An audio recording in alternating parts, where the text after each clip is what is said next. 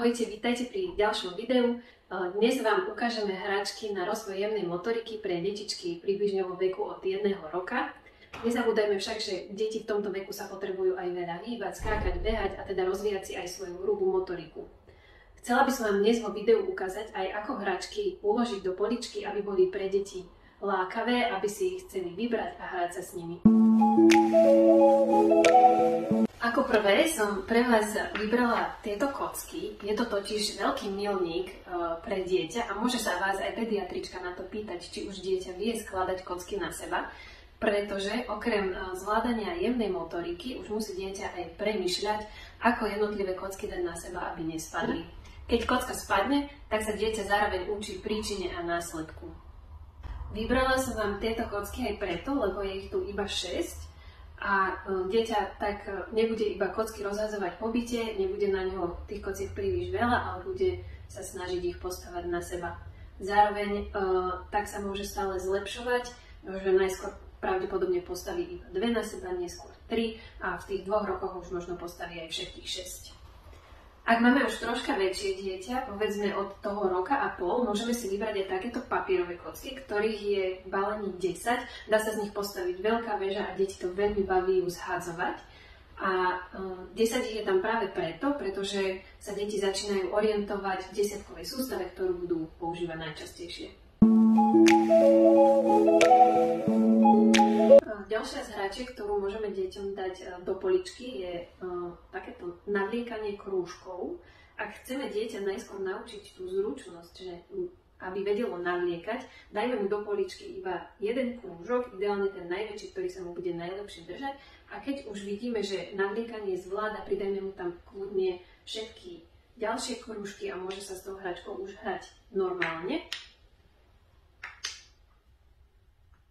Keď zvládne ten princíp navliekania, môžeme túto hračku využiť aj na učenie sa od najväčšieho po najmenšie, čiže dieťa usporiadáva krúžky na paličku podľa veľkosti. Keď má dieťa približne okolo roku a pol, môžeme s ním skúsiť okrem veľkých drevených krúžkov navliekať aj buď veľké drevené gorálky alebo takéto zvieratka. Ja som vybrala tieto zvieratka práve kvôli tomu, že môžeme dieťaťu pekne aj rozširovať slovnú zásobu. Je to téma, ktorá ho v tomto veku zaujíma. Opäť potrebujeme dieťa naučiť najskôr ten princíp prevliekania, kde pri prevliekačkách väčšinou máme takéto šnúrky.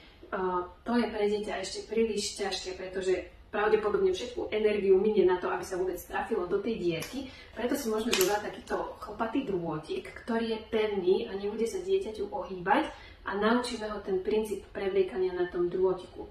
Kľudne zase môžeme dať iba 1-2 zvieratka, aby sa naučilo ten princíp. Keď to zvládne, môžeme pridať ďalšie zvieratka a neskôr pridáme aj šnúrky. Ešte vám dám jeden taký tip.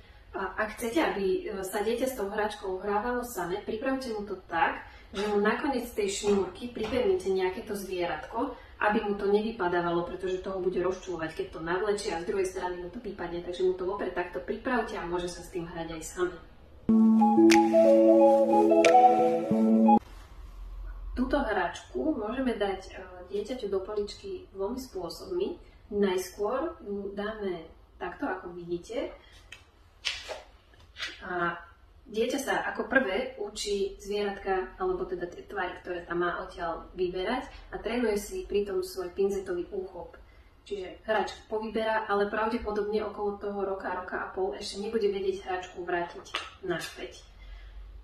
Najskôr môže ich vyberať 3 prstami, neskôr to už zvládne aj 2. Keď vidíme, že dieťa sa posunulo ďalej a už zvláda vrátiť aj naspäť, tak hračku nedáme do poličky takto, ale jednotlivé tvary povyberáme do nejakej myštičky a dáme ich do poličky takto. Je to kvôli tomu, že ponúkame dieťaťu, aby išlo tú aktivitu spraviť, pretože keď tam dáme tie tvary poukladané, tak aktivita je hotová a dieťa neláka, aby ju išlo spraviť, avšak keď má tie tvary v miske, vie presne, čo má s tým robiť, vie, že to tam má poukladať a aktivita ho volá, aby sa s ňou išlo zahrať. ďalšiu vkladačku som vybrala takúto drevenú s základnými tvarmi a farbami.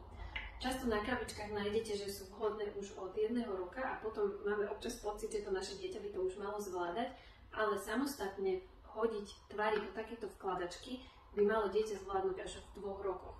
Určite sa s ňou však môžeme hrať už skôr. Môžeme ju využiť aj na triedenie podľa farieb. A výhodou tejto vkladačky je, že sa nevádzuje iba z hora, ale aj z boku. To znamená, že dieťa musí rôznymi smermi ohýbať svoje zápestie, čo je veľmi dobré pre rozvoj jemnej motoriky. Jednotlivé hráčky môžete dieťaťu v poličke obmieniať, pretože čím bude staršie, tým si bude na nich trénovať stále nové a nové zručnosti.